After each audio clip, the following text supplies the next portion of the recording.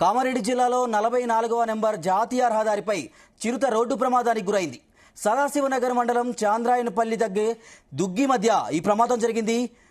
ప్రమాదం తర్వాత చిరుత రోడ్డుపై కూర్చుండిపోయింది. దీంతో వాహనదారులు భయాందోళనకు గురయ్యారు. గాయాల పాలైన చిరుత దగ్గరకు వెళ్లడానికి ఎవరూ సాహసించలేదు.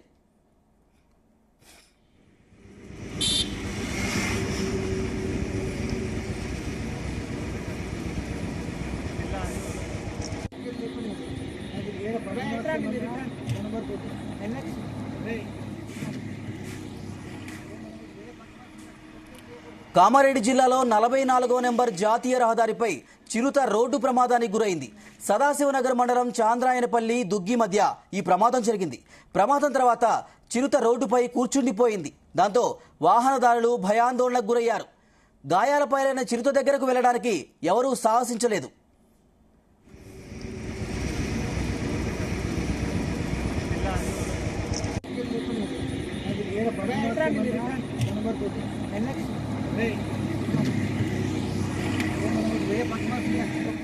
ఇక ఇదే ఇష్యూకి సంబంధించి మా ప్రతినిధి సాయిలు మరిన్ని డీటెయిల్స్ అందిస్తారు. సాయిలు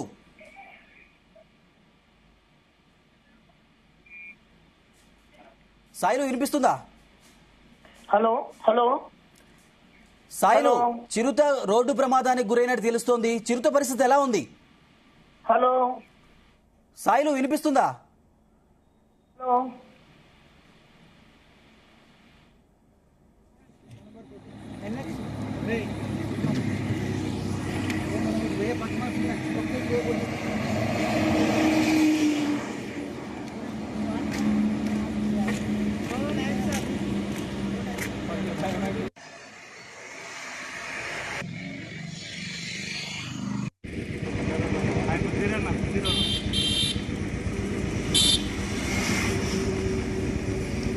కామారెడ్డి జిల్లాలో 44వ నెంబర్ జాతీయ రహదారిపై చిరుత రోడ్డు ప్రమాదానికి గురైంది. సదాశివనగర్ మండలం చాంద్రాయనపల్లి దుగ్గి మధ్య ఈ ప్రమాదం జరిగింది. ప్రమాదం తర్వాత చిరుత రోడ్డుపై కూర్చుండిపోయింది. దాంతో వాహనదారులు భయాందోళనకు గురయ్యారు. గాయాల పాలైన చిరుత దగ్గరకు వెళ్లడానికి ఎవరూ సాహసించలేదు.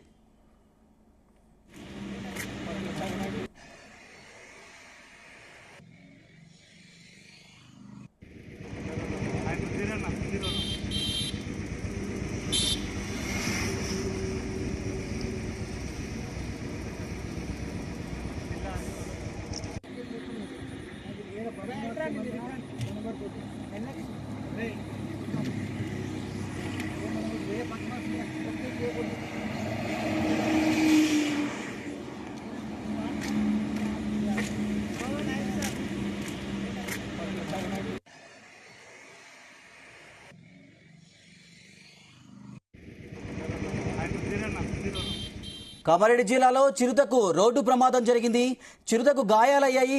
ఇదే ఇష్యూకి సంబంధించి మరిన్ని డీటెయిల్స్ మా ప్రతినిధి సాయిలు అందిస్తారు. సాయిలు, చిరుత పరిస్థితి ఎలా ఉంది?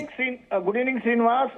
ఏదైతే ఉమ్మడి నిజామాబాద్ జిల్లాలోని 44వ జాతీయ రహదారి ఏదైతే కామారెడ్డి నుండి ఈ సదాశివనగర్ ఏదైతే మండలం ఉందో ఆ చంద్రాయనపల్లి ఎక్కడైతే ఫారెస్ట్ రేంజ్ దగ్గర ఈ రోజు ఒక చిరుత రోడ్డు ప్రమాదానికి గురైనట్టుగా ఫారెస్ట్ రేంజ్ ఆఫీసర్ రమేష్ ధృవీకరించారు. అయితే అక్కడ ప్రాంతం గుండా రహదారి గుండా చిరుత అక్కడి నుంచి దారి ఏదైతే అటువైపు వెళ్తుండగా ఏదో గుర్తు తెలియని వాహనం ఢీకొన్నట్టుగా వాళ్ళు అనుమానిస్తున్నారు. దాంతో గాయాల పాలైన ఆ చిరుత అక్కడే రోడ్డు మీదనే చాలాసేపు బైఠాయించి ఉండడము, చాలా మంది అక్కడ వాహనదారులు రాకపోకలు సాగిస్తున్న వారందరూ కూడా భయాందోళనకు గురవడం అనేది జరిగింది అని చెప్తున్నారు. అయితే ప్రధానంగా అక్కడ కొద్దిసేపు మాత్రమే ఒక అరగంట సేపు చిరుత గాయాల పాలైన తర్వాత అక్కడే ఉండి తర్వాత మళ్ళీ అటవీ ప్రాంతంలోకి వెళ్ళిపోయినట్లుగా వాళ్ళు చెప్తున్నారు.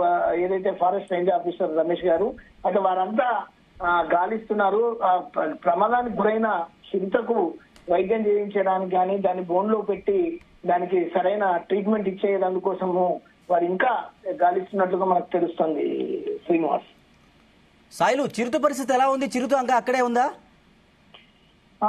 వాస్తవానికి కొద్దిసేపే ఒక అరగంట నుంచి గంట వరకు ఆ ప్రాంతంలో అది గాయాల పాలై అక్కడ తిరిగిందని చెప్తున్నారు.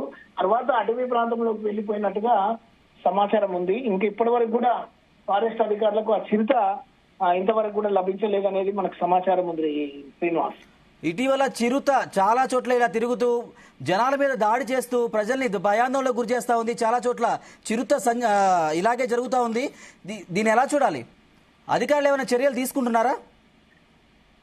గతంలో ఈ గాంధారి మండలం గాని, తర్వాత ఎల్లారెడ్డి ఏరియా ప్రాంతంలో గాని, తర్వాత ఇక్కడ చిన్నాపూరు రకరకాల ప్రాంతాలలో ఏదైతే అటవీ ప్రాంతాలు ఉన్నా ఆ ఏరియాలలో రాత్రిపూట చిరుత వచ్చి ఆవుల మీద కానీ మేకల దాని మీద దాడులు చేయడము, మేకల మందల మీద దాడి చేయడము, వాటిని వెతకపోవడము, తర్వాత ఏదైతే అక్కడ పశువుల కాపర్లు ఉంటారో ఆ పశువుల కాపర్లు అనేక సార్లు ఈ చిరుత పులులు దాడి చేయడము, జంతువులని ఏదైతే లేగ దూడలను కానీ, తర్వాత రకరకాల వాటిని గొర్రెలను కానీ ఎత్తుకుపోవడం అనేది జరుగుతుంది. అయితే ఒక్కో సందర్భంలో చాలా మంది జనం కొంతమందికి ఆ ప్రాంతం గుండా పర్యటించినప్పుడు చిరుతలు కనిపించినాయని చెప్పేసి కూడా వాళ్ళు చూశారు. అయితే ఇవన్నీ చూస్తుంటే ఎక్కడైతే మనకు ఇక్కడ ఎల్లమ్మకుంట తాండా ఏదైతే గాంధారి మనకు ఆ ప్రాంతంలో ఎక్కువ సంచరిస్తున్నట్లుగా మనకు సమాచారం ఉంది. అయితే అక్కడ